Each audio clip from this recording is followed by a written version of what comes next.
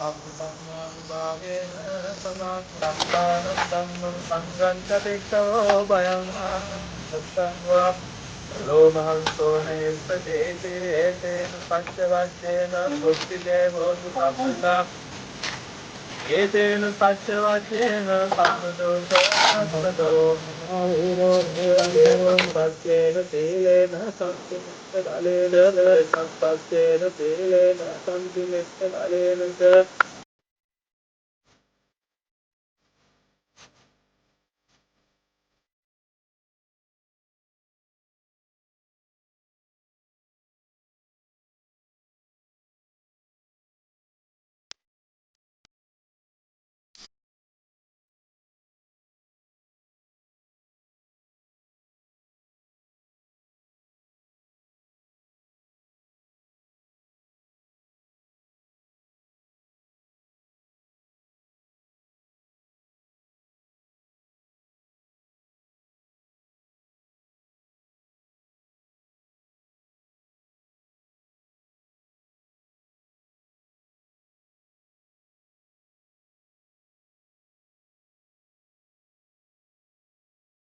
ආත්මයේ නිවසට මුල් ගැල තැබීමේ සුබ කටයුතු තමයි අපි මේ විදිහට අද දවසේදී නිවසක් සදා ගන්න. ඉතින් ඇමරිකාවේ වාසය කරන ඒ රත්න හපන්ගම මහත්මයාගේ ඒ මූල්‍ය පරිත්‍යාගයෙන් ඒ වගේම ප්‍රාදේශීය ලේකම් කාර්යාලයේ ප්‍රාදේශීය ලේකම්තුමිය ඇතුළු ඒ බලදායකයන් අංශේ සහ අපේ ග්‍රාම නිලධාරී තුලානේ ඒ නිලධාරීන්ගේ මැදිහත් වීමෙන් ශ්‍රී ලංකා යුද හමුදාවේ අපේ 213 වල බලසේනාවේ බලසේනාධිපතිතුමා කර්නල් ප්‍රදීප් මාබල මහත්මයාගේ ඒ නායකත්වයේ යටතේ මේ යුද හමුදාවේ ශ්‍රමදායකත්වයෙන් මේ වැඩ කටයුත්ත මම හිතන්නේ ඉදිරියේදී අපි සාර්ථක කරගන්න ඒ ශක්තිය ධෛර්යය තුන්වේ ආශිර්වාදයේ ජය ශ්‍රී මා බෝධීන් වහන්සේගේ ආශිර්වාදය ලැබේවා කියලා ප්‍රාර්ථනා කරමින් මගේ ඇත්තරම ප්‍රාදේශීය ලේකම්තුමනි ඔබතුමිය මේකට මුල් වෙනවා කියලා දැනගත්තට පස්සේ ඔබතුමියගේ නිලධාරීන් සීළු දෙනාම මුල් වෙනවා කියලා දැනගත්තට පස්සේ මගෙන් අපේ ඉන්න සේනාංකාධිපති ඇවිත් දැනට ගිහිල්ලා බැලුවාද මේ පවුල තෝරගත්තේ මොකද කියන කාරණේ ගැන පොඩි විග්‍රහයක් කරත් හොඳයි කියලා මම ප්‍රථමයෙන්ම හිතනවා. මම මේ ස්ථානයට ඉස්සෙල්ලාම එන්නේ වනාලි පහර දීමකුත් එක්ක මට මගේ ග්‍රාම නිලධාරී සඳහන් කරනවා එක දවසක් ඇවිල්ලා ගහක් උඩ පවුලක් ජීවත් වෙනවා කියලා. ගහක් උඩ තලක නැත්නම් අට්ටාලයක පවුලක් ජීවත් වෙනවා කියලා. එතකොට අනිත් අපේ මාධ්‍ය සහෝදරයන් එන්නට කලින් මං ප්‍රාදේශීය ලේකම් විදිහට මං හිතන්නේ මේ ස්ථානයට ආවා. ඒ එනකොට මට මේ පවුල මුණ ගැහෙනවා. ඒ පවුලේ කුඩා දරියක් එක්ක ඒ අම්මයි තාත්තයි පල්ලෙහා ඉදි කරපු කටුමැටි ගහපු ගෙදරක් තියෙනවා. මේ ගෙදර තමයි වනාලි ප්‍රහාරයට ඒ වෙනකොට ලක් වෙලා තිබුණේ. ඒ නිසා රාත්‍රී කාලයේදී මේ ගෙදර ඉන්න බැරි නිසා මේ පිරිස රාත්‍රී කාලයේදී මේ ගහ උඩ තියෙන අට්ටාලයේ තමයි ඉන්නේ. එතකොට ඒකට ගිහිල්ලා බලපුවාම ඒක ඇතුලේ තමා දරුවා පාසල් වැඩ කරන්නේ ඔය වගේ මහ කේදනීය තත්ත්වයක් තමයි මාම්පලගම මහතාණන් අපි දකින්නේ. ඉතින් එතකොට මට හිතුණා මේ පවුලට මොකක් හරි පිළිසරණක් වෙන්නට තිබුණා නම් හොඳයි කියන කාරණේ. ඒ වගේම තමයි මේ මහතාගේ තිබුණු උනන්දුව තමයි අනිත් කාරණය අපි මෙතෙන්ට එන්නට. මොකද මේ වෙනකොට මැදවච්චේ ප්‍රාදේශීය ලේකම් විදිහට මම පත් වෙලා ඇවිල්ලා අවුරුදු 2කමාර කරලා ඉන්නවා. මේ කාලේ පුරාවට මම විශේෂයෙන්ම මේක අවස්ථාව කරගන්නවා අපේ හිටපු බලසේනාධිපතිතුමන් බ්‍රිගේඩියර් චමින්ද විජේරත්න මැතිතුමන් ඒ වගේම මේජර් ජයන්ත රාජනායක මැතිතුමන් එතුමන්ලා එක්ක එකතු වෙලා අපිට මේ කොට්ටාසේ පුරාවටම නිවාස 6ක් හදලා දෙන්න පුළුවන්කම ලැබුණා. මේ වගේම අවශ්‍යතාවයේ තිබුණ ඉතාම අන්ත අසරණ භාවයට පත් වන පවුල් 6කට. මම හිතන්නේ අපේ කර්නල් ප්‍රදීප් මාපලගම මැතිතුමාගේ කතාවේදී කියුණා විශාල නිවාස සංඛ්‍යාවක් එතුමාගේ රාජකාරී ජීවිතය තුළ හදලා අවසන් කරා. අවසානයේ පවුල් පදිංචි වෙලා හිටියේ නැහැ සහ ඒ වගේම ප්‍රතිඵල ලැබුණේ නැහැ කියන කාරණේ. මම මේක අවස්ථාව කරගන්නවා ඇත්තටම මාපලගම මැතිතුමනි මේ කොට්ටාසේ අපි මේ වෙනකොට හදලා තියෙන නිවාස 6ම ඉතාම ප්‍රශස්ත අයුරින් ඒ පවුල් 6ම ඒ නිවාස පාවිච්චි කරනවා. ඒ නිවාසවල පදිංචි වෙලා ඉන්නවා. ඒ වගේ මේ පවුල් පත් වෙලා තිබුණු අසරණ තත්ත්වෙන් ඉතා ඉහළ තත්ත්වයකට අපට ගේන්නට පුළුවන්කම ලැබුණා. ඉතින් ඒ නිසා එහි කුසලානිසංසයන් මම හිතන්නේ ලබා දුන්න දානපතියන්ට හා සමානවම අපේ ශ්‍රමදායකත්වය ලබා දෙමින් මේ අනුග්‍රහය දක්වපු යුද හමුදාවට ඒ නිලධාරීන්ට ඒ වගේම අපේ බ්‍රිගේඩියර් සහ මේජර් රාජනායක මැතිතුමන් බ්‍රිගේඩියර් චමින්ද විජේතුංග මැතිතුමන් විජේරත්න මැතිතුමන් එතුමන්ලාට ලැබෙනවා. එතුමන්ලන්න ඔය කාරණේ නිසා මට දැනුණා පවුලකට අවශ්‍ය කරන මූලිකම දෙයක් තමයි මේ අවුවෙන් වැස්සෙන් වහන් වෙලා ඉන්න තැන.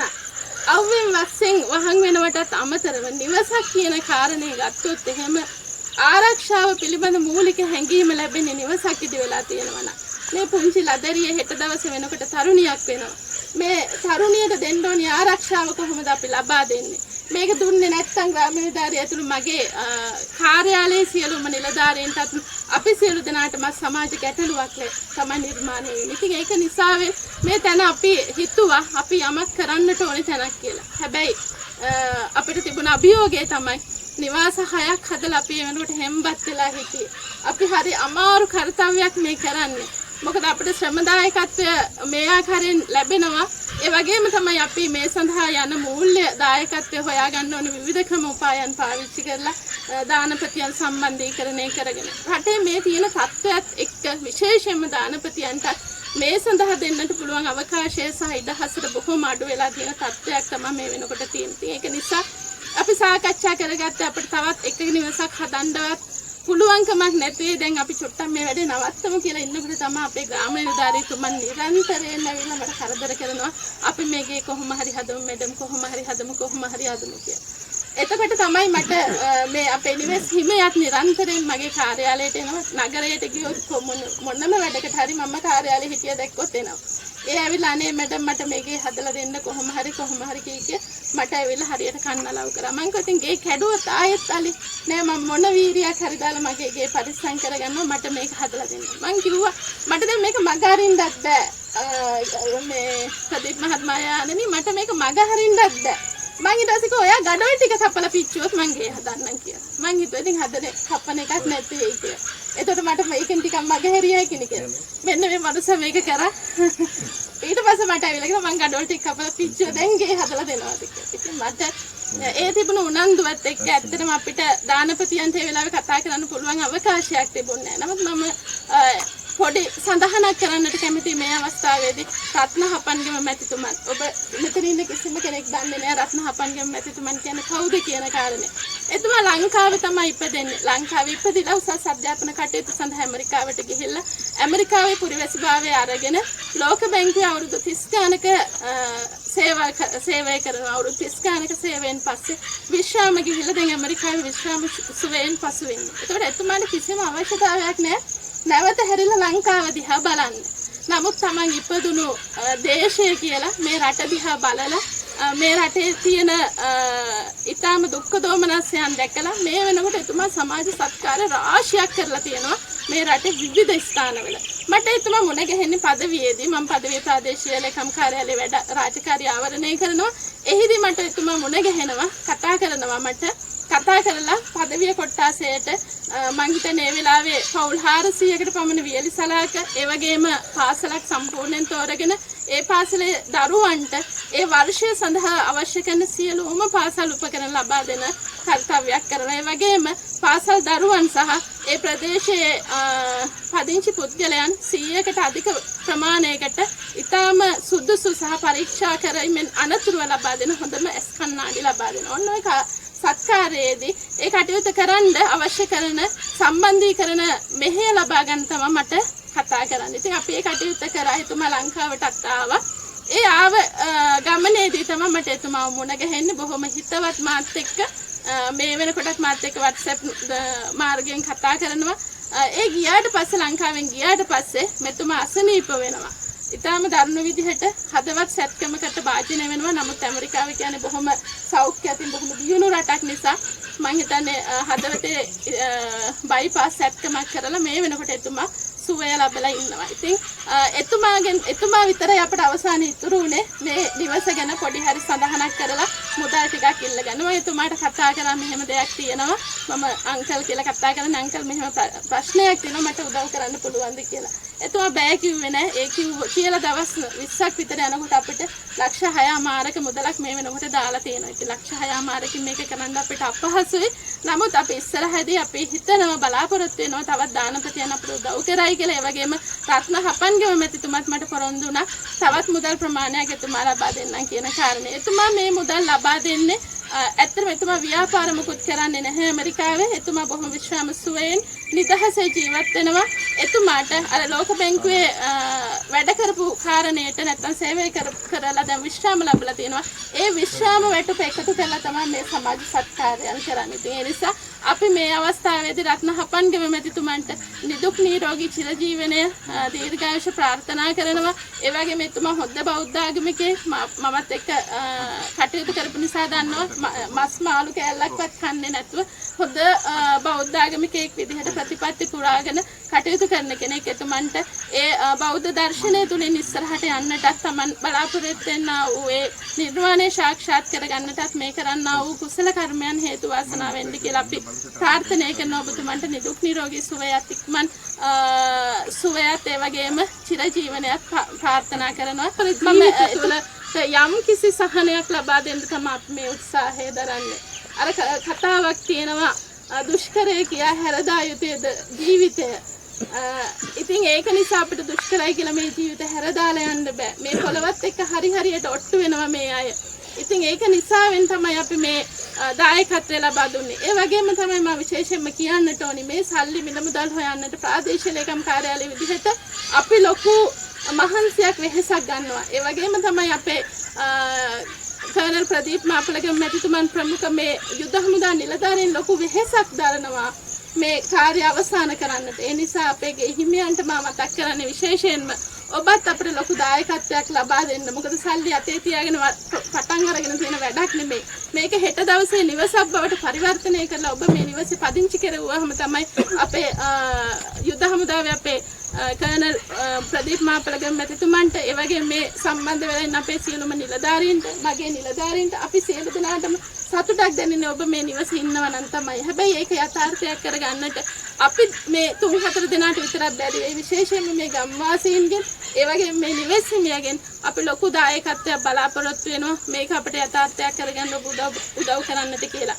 මේ කාරණේ මේ විදිහට යනකොට අපිට තවත් අනතුරක් සිද්ධ වෙනවා මේ පවුලට. මේ ඒ අනතුර තමයි දෙවෙනි වරටත් වනාලි ප්‍රහාරයට ලක් වෙනවා. දෙවෙනි වර නම් අලියා පොඩ්ඩක්වත් ආයේ ඉතුරු කරලා ගිහිල්ලා තිබුණේ සම්පූර්ණයෙන්ම ගේ බිමටම සමතලා කරලා තිබුණා. මේ මෙතුමා රෝහල්ගත වෙලා හිටපු අවස්ථාවක ගේ සම්පූර්ණයෙන්ම සමතලා කරලා තිබුණා. ඒ වගේම තමයි ඒකේ තිබුණු බඩු මුට්ටු සියල්ලම නැවත භාවිතයට ගන්නට බැරි විදිහට මේ පවුල ඉතාම අන්තස්සරණ කරලා තිබුණා. ඉතින් වෙන පිළිසරණක් නැහැ ගාමිණීධාරි ගාවට ඇවිල්ලා තිබුණා. ඉතින් ඊට පස්සේ ආව මාව හොයාගෙන මොකද අපි කරන්න කියලා අපිට ලොකු අභියෝගයක් තිබුණා. දරුවා පාසල් යවන්නටවත් ඒ වෙනකොට අවශ්‍ය කරන පොත්පත් ටිකවත් ඇඳුමක් පැනඳුමක්වත් තිබුණේ නැහැ. ඉතින් ඒ වෙලාවෙත් මම හිතන්නේ අපේ සීයෝ කාංචන මැතිතුමන් අපිත් එක්ක එදා මම හිතන අහම්බයකට වෙන කාරණයකට ඇවිල්ලා අපිත් එක්ක හිටියා. මේ වෙනකොට කණ්ඩ බණ්ඩ දී ගන්නවත් බෑ මේ පවුලට. ඉතින් එතුමා ඒ වගකීම අරගෙන මම හිතන්නේ පහුවදාම අපිට වියලි සලාක බඩු පාර්සලයක් අපිට ලබා දුන්නා මේ පවුලට ලබා දෙන්න. ඉතින් ඒ නිසා යුද හමුදාව කියලා කියන්නේ යුද්ධයට ඉපදුණු පිරිසක් වුණාට අපි හිතන්නේ ඊට හැගියපු සේවයක් ඔබ කරනවා. ඒ වගේම තමයි මේ වෙලාවේ අපි මතක් කරන්න ඕනේ අනුරාධපුර නිර්මාණ ඩ්‍රෙස් පොයින්ට් ආයතනය. ඒ ආයතනය අපට උදව් කරා මේ දරුවා පාසල් ගත කරන්නට අවශ්‍ය කරන සියලුම පාසල් උපකරණ ඒ වගේම නිල ඇඳුම් මේ සියල්ල ලබා දීම සඳහා වුණ අපට අනුග්‍රහය සාර්ථක කරගන්නට මොන දේ වුණත් මේක යථාර්ථයක් කරගත්තොත් එහෙම මේ අසරණ පවුලට තමයි ඒකේ පිළිසරණ ලැබෙන්නේ. ඒ වගේම මම විශේෂයෙන්ම කියන්නට ඕනේ ඔබට චකිතයක් ඇති අපි අර වෙනදා හදන වගේ ගෙවල් වගේම වෙයිද මේක කියන කාරණෙත් එහෙම වෙන්නේ නැහැ. මේ මාමට මේ නැන්දට මේ ගෙදර ඕනේ නැත්තම් ඔච්චර මගේ ළඟට එන්නේ නැහැ. අත් දෙක එකතු කරලා මට වැඳපු වාර අනන්තයි. අනේ නෝනා මට කොහොම හරි මේ ගෙදර හදලා දෙන්න කියලා. මම මේ කාරණා කියන්නේ ඔබට මේ gadol කැටයක් තියෙන ගානට මේ බදාම ටිකක් දාන ගානට මතක් වෙයි. මේ පවුලට මේ නිවස කොච්චර අවශ්‍යද කියන කාරණේ. ඔබ වෙන ගෙවල් හැදුවා වගේ නෙමෙයි මේක තවත් එක් ව්‍යාපෘතියක් නෙමෙයි. මේක ඉතාම සමාජයට අවශ්‍ය කරන ඉතාම පුණ්‍ය කටයුත්තක්. ඉතින් ඒ නිසා ඔබ රාජකාරියක් විදිහට මේකට සම්බන්ධ වුණාට ඔබට ලැබෙන කුසලය අනන්තයි අප්‍රමාණයි. ඉතින් ඒ නිසාවෙන් තමයි මම මේ කාරණේ කියන්නේ. චකිතයක් හිතේ තියාගන්න එපා බින්දකුදුවත් මේ කාරණේ බොහොම සැදැහැසිතින් කරලා දෙන්න අපිට ඔබට ලැබෙන ආනිසංසය කියන්නම කරන්නට පුළුවන්කමක් නැහැ. ඉතින් ඒ නිසාවෙන් ඒ වගේම තමයි මේ කටයුතු කරගෙන යනකොට මේක බොහොම පහසු කටයුත්තක් වෙන්නේ නැහැ. යුද හමුදාවේ ඔබ සියලු දෙනාටම විවිධ ගැටලු ප්‍රශ්න එයි. විශේෂයෙන්ම අපේ පළදායීත අංශයේ නිලධාරීන්, ඒ වගේම මේ කොට්ටාසේ ග්‍රාම නිලධාරීන්, ඒ වගේම ආර්ථික සංවර්ධන නිලධාරීන්, සමුද්‍ර සංවර්ධන නිලධාරීන්, මගේ ඉන්න හොඳම දක්ෂ නිලධාරීන් ටිකක් ඉන්නවා මේ කොට්ටාසේ මේ වසම තුල. මේ සියලු දෙනාම ඔබට දායකත්වය ලබා දෙයි ගැටලු නිරාකරණය කරගන්නට. ඒ වගේම තමයි අපි අපිත් එක්ක බොහොම හිතවත්, ඒ වගේම අපේ කටයුතු වලට සහයෝගය ලබා දෙන ඇටවීරගොල්ලෑව පොලිස් ස්ථානාධිපතිතුමන් අපිට දායකත්වය ලබා දෙයි ඒ ප්‍රශ්න ගැටලු නිරාකරණය කරගන්නට. ඉතින් මේ සියලු දේත් එක්ක මේ අද දවසේ මුල්ගල තියපු මේ නිවස යථාර්ථයක් බවට පත් වෙලා මේ පවුල මෙහි පදිංචි කරවන්නට මම හිතන්නේ අපේ අද දවසේ සම්බන්ධ වුණු සියලු දෙනාටම පැමිණිලා මේ පවුල මේකේ පදිංචි කරවලා යන්නට ඉතා ඉක්මනින් ඊට ප්‍රස්තාව ලැබේවා කියලා මම ප්‍රාර්ථනා කරනවා. ඒ වගේ මේ සඳහා දායකත්වය ලබා දෙන අපේ යුද හමුදාවේ නිලධාරීන් සහ නිකුත් බටපිරිස් වලට ඒ සඳහා ශක්තිය ධෛර්ය වාසනාව ලැබේවා කියලා අපි ප්‍රාර්ථනා කරනවා. ඒ වගේම මම නිවැසිමියන්ට මතක් කරන්නේ ඔබ සංසාරයේ කොතනක හරි කුසලයක් කරලා තියෙන්නට ඇති. ඒ කුසලයේ තමයි අද දවසේ ඔබට පළ දෙන්නේ. එහෙමනම් අපි මිනිස්සු විදිහට පුරවැසියන් විදිහට මේ සමාජයට විශේෂම ඔබට ලොකු වගකීමක් තියෙනවා. ඔබට පුංචි දරුවෙක් ඉන්නවා. මේ දරුවාගේ ඇස් පාදලා ඒ දරුවට හොඳ අධ්‍යාපනයක් ලබා දීලා රටට බර නැති, රටට ණය නැති දරුවෙක් බිහි කරන්නට, ඒ වගේම ඔබ ඉතා වගකීම් සහගත හොඳ පුරවැසියන් විදිහට මේ ඉතිරි කාලය ගත කරන්නට ඔබට ලොකු වගකීමක් තිබෙනවා. ඒ කරන්න ආව කුසලානිසංසයන් තමයි සංසාරේ පුරාවට අපි අකරතැබ්බයන් වලට මුහුණ දෙනකොට අපිට ඒවා පිහිට වෙන්නේ. එහෙම නැත්තම් මැද වචේ තවත් ඉදි කරන්නට සුදුසු නිවාස බොහොමයක් තිබෙනවා. ඔබම තෝරගන්නට අපිට හිතෙන්නට ඇත්තේ ඔබගේ තියෙන කුසලයක් නිසා වෙන. ඉතින් ඒ නිසා ඒ කාරණයක් මතක් කරමින් මේ ඔබේ නිවසයි හදන්නේ කියන කාරණේ බොහොම ඔළුවේ තබාගෙන අපිට උදව් කරන්න ඔබට හැකි ආකාරයෙන් අපිට දායකත්වය ලබා දෙන්න අපිත් බොහොම දුෂ්කර ව්‍යායාමයක නිරත වෙලා ඉන්නේ කියන කාරණේ මතක් කරමින් ලබා දෙන්නට හැකියාව ලැබේවායි සුභාශිංසනය කරමින් සහභාගී වූ සියලු දෙනාටම ජයශ්‍රී මා බෝසමිඳුන්ගේ දළදා හාමුදුරුවන්ගේ පිහිට ආශිර්වාදය ආරක්ෂාව චිරජීවනයේ තුනුරුවන අනන්ත මහා ආශිර්වාදය ලැබේවායි සුභාශිංසනය කරමින් මගේ වචන සල්පය අවසන් කරනවා. බොහොම ස්තුතියි.